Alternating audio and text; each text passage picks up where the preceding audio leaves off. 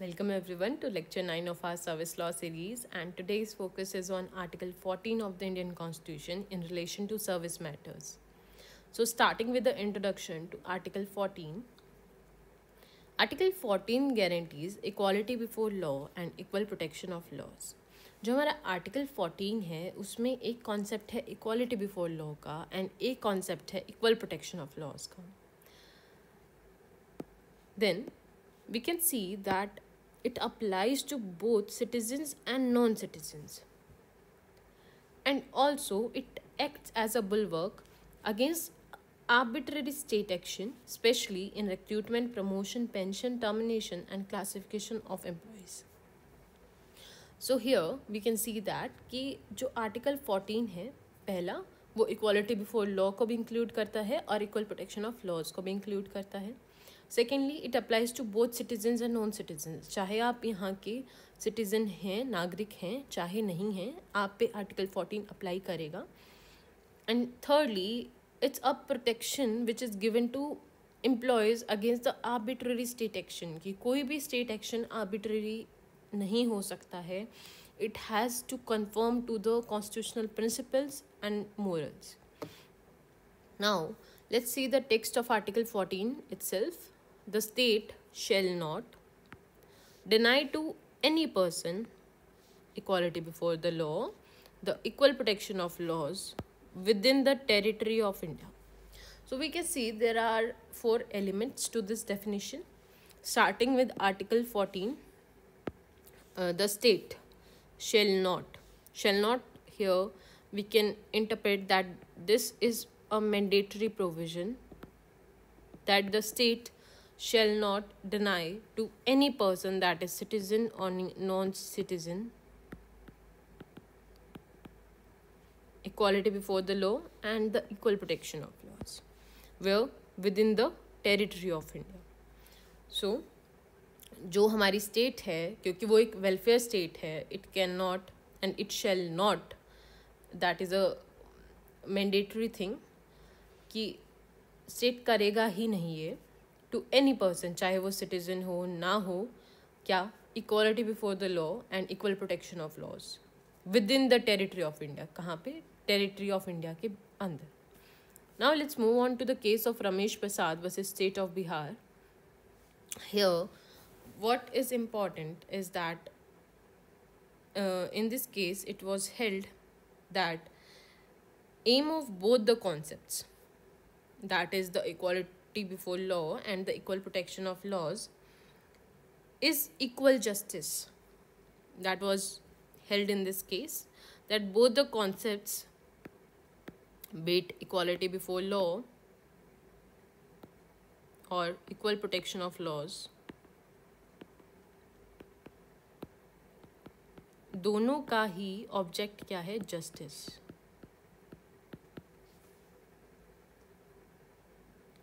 All are equally subjected to ordinary law of land. Okay.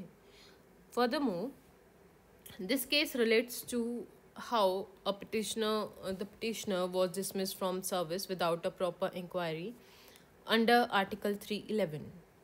So here it was held that the dismissal was arbitrary and it violated Article 14. Now moving on to the Indira Savhani case. It is a landmark judgment or reservation in public employment. It was held that Article 14, it does allow classification, but such qualification cannot be and must not be arbitrary. Furthermore, it was highlighted that how right to equality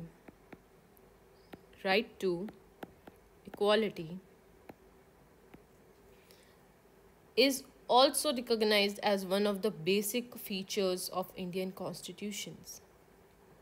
So when it comes to the basic structure doctrine, right to equality forms a part of that.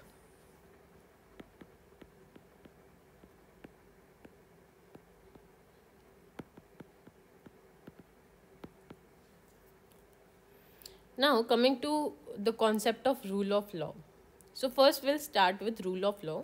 हम पढ़ेंगे rule of law क्या है, exceptions क्या हैं, and then will move on to the concept that has been used in the constitution. जो 2 concepts use किए गए हैं फिर हम उनको देखेंगे। तो पहले concept of rule of law जो A.V. डाइसी ने दिया था वो है 3 principles: supremacy of law, that no one is above the law; secondly, equality before the law, that everyone has to be equally subjected to the ordinary law of the land. जितने भी लोग हैं सबको इक्वली फॉलो करना होगा law, सब पे equally apply करेगा वो लॉ जो भी वहाँ पे प्रिवेल करता है. Thirdly, that there will be a predominance of legal spirit, that constitutional rights arise from the common law, that everything we can say the ground norm will be the constitutional spirit. There has to be the predominance of legal spirit. Now, there are certain exceptions to this rule of law.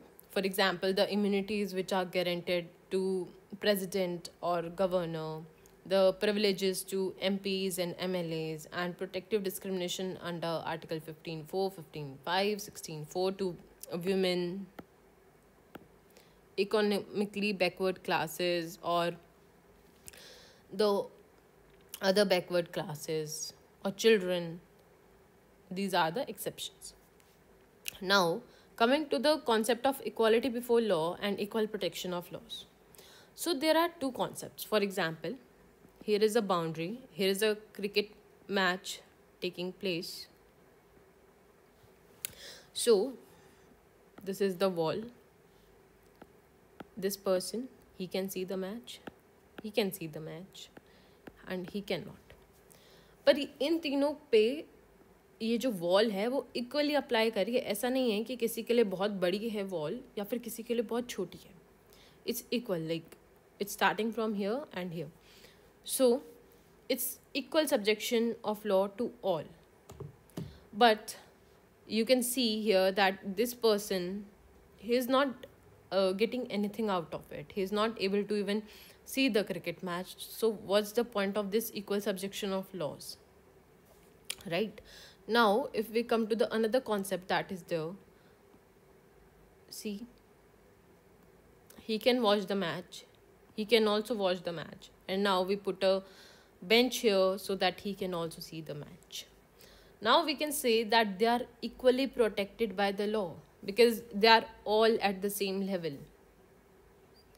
Now we can understand the concept of equality before law and equal protection of laws.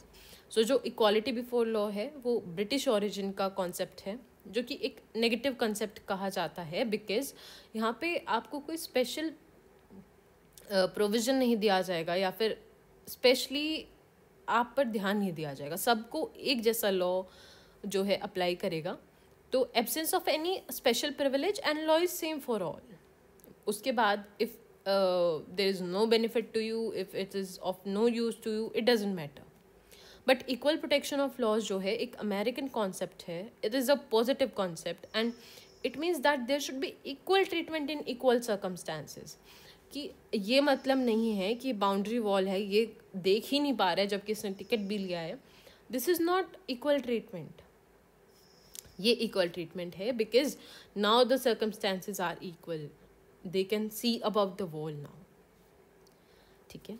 सो दोनों का combined effect ये होता है कि there can not be any arbitrary discrimination. कोई भी discrimination नहीं होगा which is arbitrary.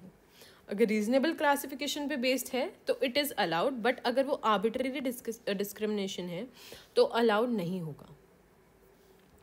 Now from this comes the concept of class legislation और रीजनेबल क्लासिफिकेशन. तो हमारा जो कॉन्स्टिट्यूशन है it allows reasonable classification and not class legislation, क्योंकि class legislation means there is arbitrary discrimination and therefore it is invalid.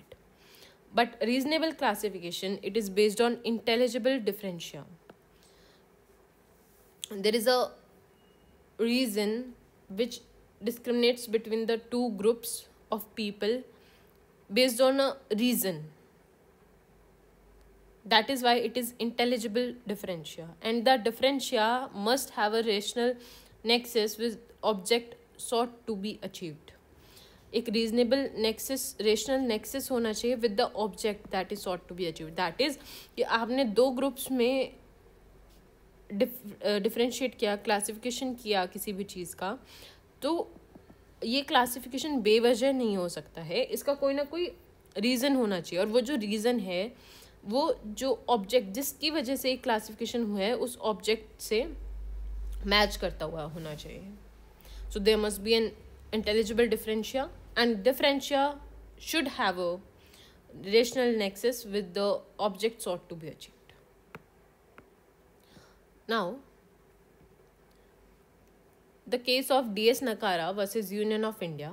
In this case, the central government they revised pension scheme applicable only to retirees after a cut-off date. So here it was held that this cut-off date which is taken, it has no reasonable nexus to the object, or it is not based on intelligible differentia. Okay, and also it was held that since it was without a rational nexus, it violates the equality right. So here it was held that it is violative of Article 14, and the classification between pensioners was arbitrary, and hence the pension scheme was violative of Article 14. तो DS नकारा का case is basically highlighting कि किस तरह से intelligible differentia जो है it should relate to the object of the classification. Now coming to case of R.K. Dalmia versus Justice Tendulkar case, it laid down the test of reasonable classification, and here also the same points were held, but it elaborated on the points of reasonable classification. That is, how can we say something is reasonably classified? That was discussed in this case.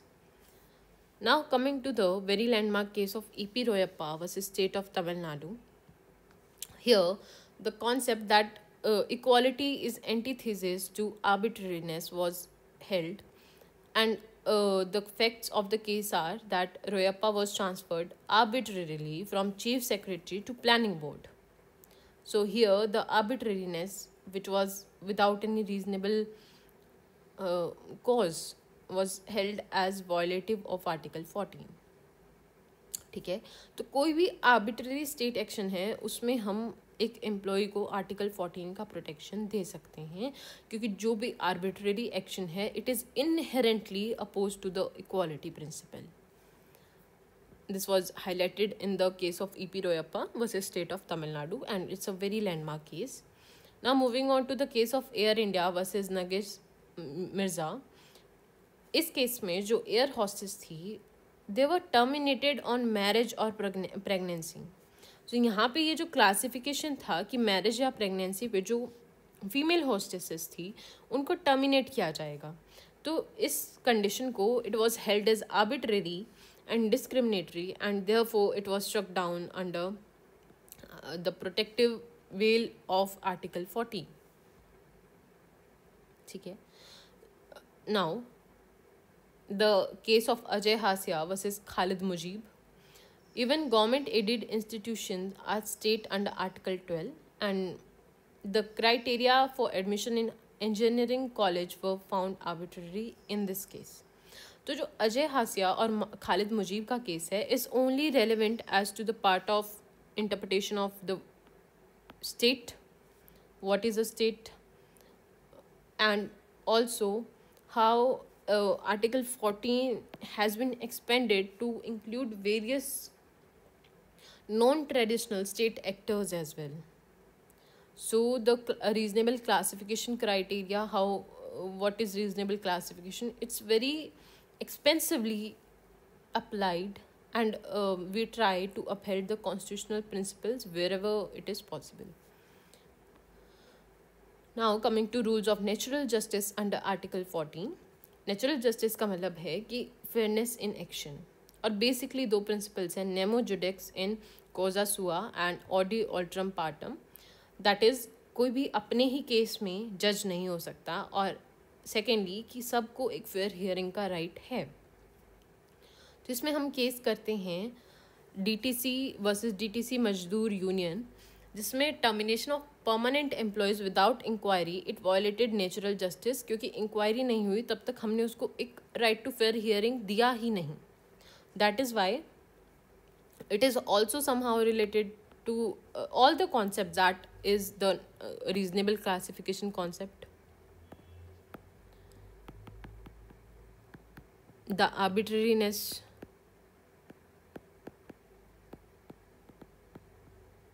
rather known arbitrariness, and natural justice. These all are related and are they come under the wide ambit of Article 14 itself. और जहाँ पे भी ये तीनों जो components हैं किसी भी तरह से वायलेट होते हैं तो आर्टिकल 14 कम्स इनटू प्ले. तो इस तरह से आर्टिकल 14 का जो प्रोटेक्शन है वो बहुत ही वाइड है कि आपने किसी भी प्रकार का अनरीजनेबल क्लासिफिकेशन किया है वहाँ पे आर्टिकल 14 आ जाएगा. आपने एक आर्बिट्ररी स्टेट एक्शन लिया है वहाँ पे आर्टिकल 14 का प्रोटेक्शन आ जाएगा. आपने नेचुरल जस्टिस के रूल्स को वायलेट किया, आपने किसी को चांस ही नहीं दिया कि उसको फेयर हियरिंग मिले, या फिर आपने किसी को इस तरह से उसका इंक्वायरी हेल्ड किया दैट ही वॉज द जज in his own cause, that he was the head of the department and only he had to write comments for himself, then he was judge in his own cause. तो यहाँ पे ये violet हो रहा है फिर से नेमो जुडेक्स इन कोजास हुआ. सो ये तीनों प्रिंसिपल्स जो हैं वो रिलेटेड हैं और एक सर्विस लॉ में तीनों प्रिंसिपल्स का यूज़ काफ़ी वाइड है.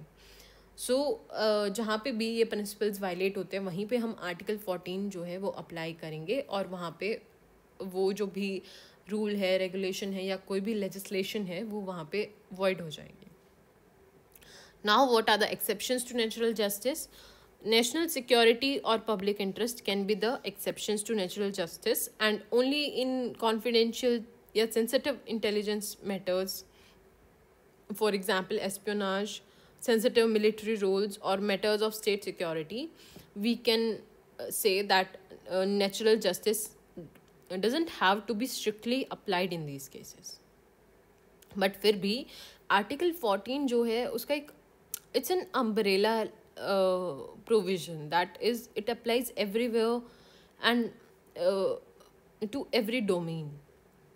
तो इस तरह से आर्टिकल 14 जो है सर्विस मैटर्स में बहुत इम्पॉर्टेंट रोल प्ले करता है और जो भी स्टेट है उसकी पावर्स को एक रेस्ट्रिक्शन देता है, उसको रेस्ट्रिक्ट करता है ताकि जो भी एम्प्लॉयज़ हैं उनको अननेसेसरीली किसी आर्बिट्ररी स्टेट एक्शन जो है उसको फेस ना करना पड़े. So that is it for this video. I hope you liked the video. Please comment down in the comment box if you have any queries. Thank you very much for watching this video.